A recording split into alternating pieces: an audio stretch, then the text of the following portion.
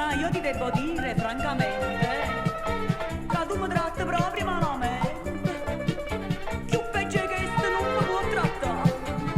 Io non voglio un palazzo, un cavallo che carrozza, ma ogni tanto qualche sforzo lo potresti pure fare. Se mi viene un capriccio mi potresti accontentare. Ho visto una pelliccia d'ermellino, una cosa proprio fina, una cosa proprio fina. Ho visto uno scarpino di serpente, una cosa sorprendente, una cosa sorprendente.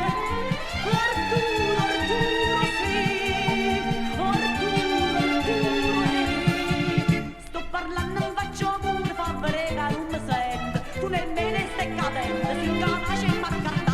Arturo, Arturo, tu non ci senti più, fosse scema, fosse pazza.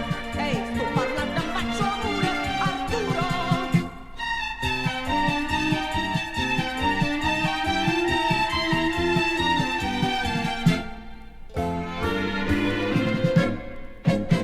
E a dire che non sei un poveriello, sei ricco di famiglia, sei sfondato, tieni un sacco di soldi, stai imburpato, perché si stritte i piedi non lo so.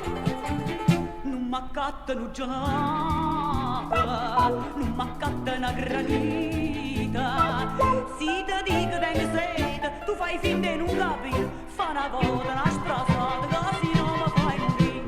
Ho visto un vestito che è un modello, una cosa troppo bella, una cosa troppo bella. Ho visto un pigiama per la notte, un gusto da cocotte, un gusto da cocotte.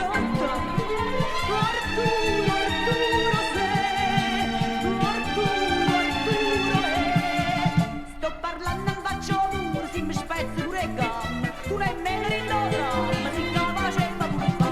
Arturo, Arturo, tu non ci senti più, fosse scema, fosse pazza, sto parlando, non faccio pure, Arturo.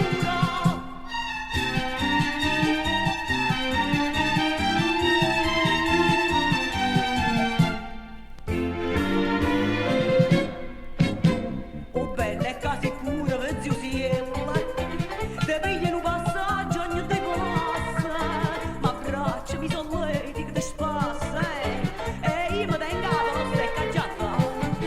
L'altra sera in Tacumana stavi un poco fatto a pina, mi rompi sta giacchettina che stu capo non si fa, io poi me l'hai rotta e poi